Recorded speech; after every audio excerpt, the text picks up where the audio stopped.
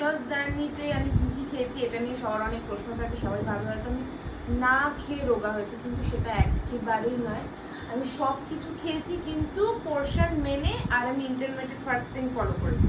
তো আজকে আমি সকাল থেকে দেখাবো যে আমি কী খাই। তারপর সকালবেলা মা রাত্রিবেলা জিরে, জোয়ান, দারচিনি এটা দিয়ে একটা জল ভিজিয়ে রেখেছিল, সেটা ফুটিয়ে রেখেছে। 1 কাপটা 1/2 কাপ হয়েছে।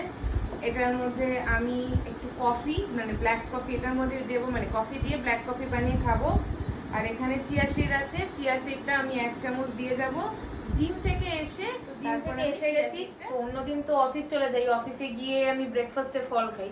তো আজকে রান্নার পিসি বানিয়েছে ছাতুর পরোটা, আর আলুর তরকারিটা আমি বানাবো।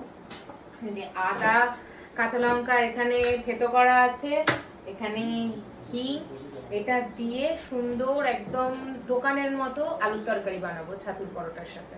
এটাই আমি আজকে ব্রেকফাস্ট করবো। আমি কিন্তু সব খাই, আবারও বলছি সব খাই, কিন্তু কম পোর্শনে খাই, মানে একটা আলুর পরোটা খাবো আর কি।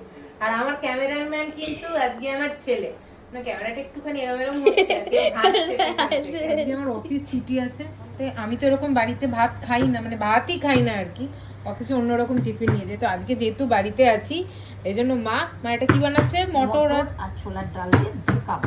ধোকা, মা আজকে আমাকে ধোকা করিয়ে দেবে, মানে ধোকা করে দেবে আর কি। তো ধোকা হবে, আর কি হবে দুবেলা? শুক্তো। শুক্তো আর ধোকা, উফ দারুণ একটা ব্যাপার। মানে আজকে শনিবার তো তাই জন্য নিরামিষ।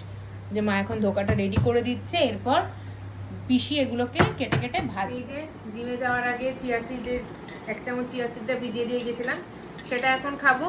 আর তারপরে আজকে কিন্তু ব্রেকফাস্টে আমি খাচ্ছি হচ্ছে এই যে এটা হচ্ছে ছাতুর পরোটা। ছাতুর পরোটা, এখানে একটু আলুর তরকারি আছে, এখানে শসা আছে, আর 1 বাটি টক দই, আর ওপরে জ্যাগরি পাউডার দেওয়া আছে।